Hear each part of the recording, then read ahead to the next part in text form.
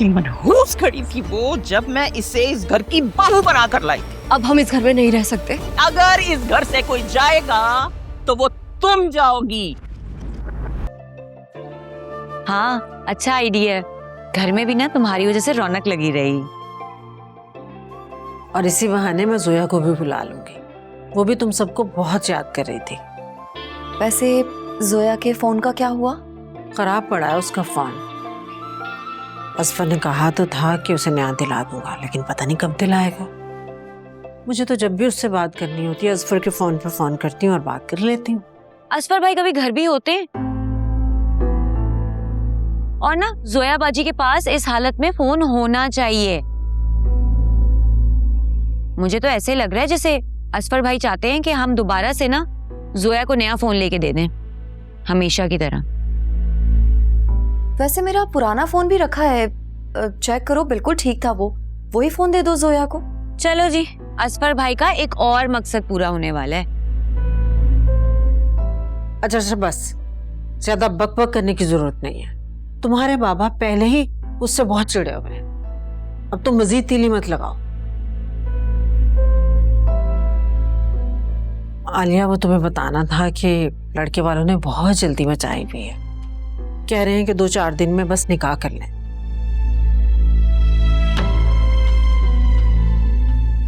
फिर पेपर बनने में भी तो टाइम लगेगा ना।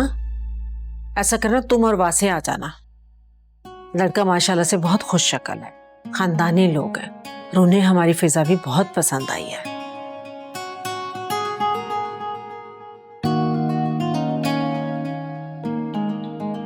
बस अल्लाह पाक फिजा के नसीब अच्छे करे। आमीन आमीन सुम्मा आमीन।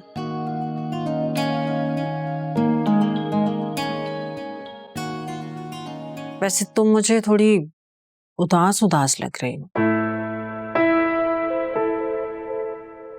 क्या हुआ है? कोई वासे से बात हुई है तुम्हारी?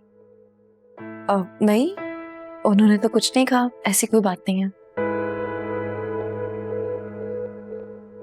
सच बताओ, कहीं तुम्हारी सास ने फिर से तुम्हें औलाद ना होने का ताना तो नहीं दिया? देखो, तुम परेशान मत हो, मैंने तुम्हारे लिए वजीफा शुरू किया है। माँ की दुआएं अल्लाह कबूल करता है, इंशाल्लाह खुशखबरी आएगी, फिक्र मत करो। इंशाल्लाह। सच में अम्मा, आपकी बातें सुनकर दिल को तसल्ली हो जाती है। वो अलग बात है कि तुम अपने दिल की हर बात अपने बाबा से शेयर करती हो। जोया अपने दिल की हर बात आपसे करती है और मैं बाबा से, हिसाब बराबर। बेटा, वो तो इमोशनली मुझ पर डिपेंड है। बेचारी हमेशा माँ का सहारा ढूंढती है, लेकिन मुझे खुशी इस बात की है कि तुम और फिजा इमोशनली स्ट्रांग हो। शुक्र है अल्लाह का। कोई चाहे कितना ही स्ट्रांग क्यों ना हो जाए, लेकिन माँ की जरूरत तो हमेशा रहती है। ठीक कह रही हो बेटा, बस अल्लाह ताला जोया को खैर और आफियत से माँ बना दे। आमीन। वैसे अम्मा, कभी कभी सोचती हूँ कि हमने फैसला करने में बहुत जल्दी कर ली। बाबा को फ्लैट अपने नाम पर करवाना चाहिए था। असफर भाई पर तो मुझे हमेशा शक सा रहता है। सच पूछो तो पूरा यकीन मुझे भी नहीं है। दिल के किसी कोने खुदरे में हर वक्त धड़का सा लगा रहता है कि असफर कोई उल्टी सीधी हरकत ना करते। फिर मैं सोचती हूँ कि औलाद की जिम्मेदारी पड़ेगी तो असफर ठीक हो ही जाएगा। औलाद की जिम्मेदारी बड़े बड़े 30 मारखानों को भी सीधा कर देती है। अल्लाह करे ऐसा ही हो। अस्सलाम वालेकुम। वालेकुम अस्सलाम। अरे भाई, वासे घर आ रहा है, कुछ खाने को अच्छा बना लेना। वासे को क्यों बुला लिया? अब तुम तो उसे अपने साथ घर लेके आती नहीं हो, तो मैंने सोचा मैं ही इनवाइट कर लूं। ऑफिस से सीधा वो यहीं आएगा। पहली बार आपने कोई अच्छा काम किया है। बस क्या करें, आपसे ही सीखें। मैं जरा कमरे से होकर आती हूँ। जब फ्री हो जाओ तो मुझसे मिलना, मुझे कुछ बात करनी है तुमसे। अच्छा ऐसा करते हैं, बीफ बिरयानी बना लेते हैं। आलिया बता रही थी कि वासे को बीफ बिरयानी बहुत अच्छी लगती है, बाकी कुछ ऑर्डर कर लेंगे। हाँ कुछ भी, किस चीज की जरूरत हो तो मुझे बता देना। अच्छा ठीक है।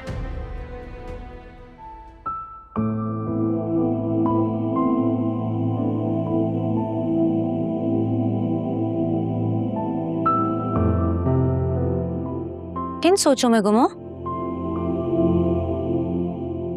फिजा, ये पेरेंट्स हमारा चेहरा इतने गौर से कैसे पढ़ लेते हैं? जो हमसे प्यार करते हैं ना, वो हमारे बिना बोले हमारे दिल की बात समझ जाते हैं। May be. अच्छा मुझे बताओ, अचानक आना कैसे हुआ? और मुझे भी हॉस्पिटल से जल्दी बुला लिए। सब खैर तो है ना? All good?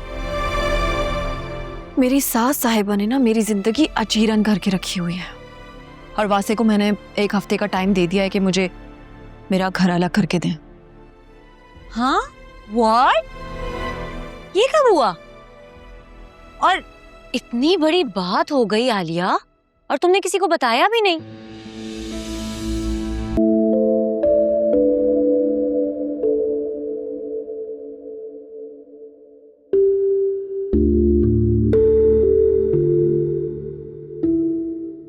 सही है, चलो अब आराम करो।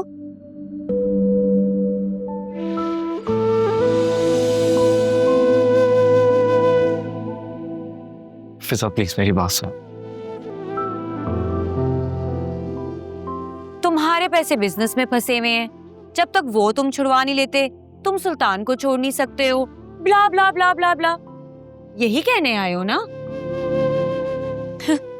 क्यों चुप क्यों कर गए हो? बोलो ना, यही कहने आए हो ना? खुदा ने ना मर्द को औरत की इज्जत का रखवाला बनाया है। तुम मेरी बेसिक जिम्मेदारी तो पूरी कर नहीं सके तो और क्या करोगे? जाओ, जाके अपना पेडल क्लब खोलो, टूर्नामेंट कराओ, खुश रहो। यही तुम्हारे लिए बेहतर है। अल्लाह अल्लाह करके 27 साल की उम्र में फाइनली तुम्हारे दिल में कुछ करने का ख्याल तो आया ना, तो करो। वैसे भी तुम्हारी फैमिली भी तो यही चाहती है ना। फिजा चीजें इतनी आसान नहीं है, चीजें बहुत कॉम्प्लिकेटेड है यार। जब बात इज्जत पर आ जाए ना तो कुछ और अहम नहीं रहता। मैं वैसे भी तुम्हारी पहली प्रायोरिटी तो कभी भी नहीं रही। फिजा मेरे लिए फर्स्ट प्रायोरिटी तुम ही हो यार। ये सब मैं तुम्हारे लिए तो कर रहा ओह हूं। प्लीज, तुम मेरे लिए कुछ भी नहीं कर रहे हो, तुम ये सब कुछ अपने लिए कर रहे हो।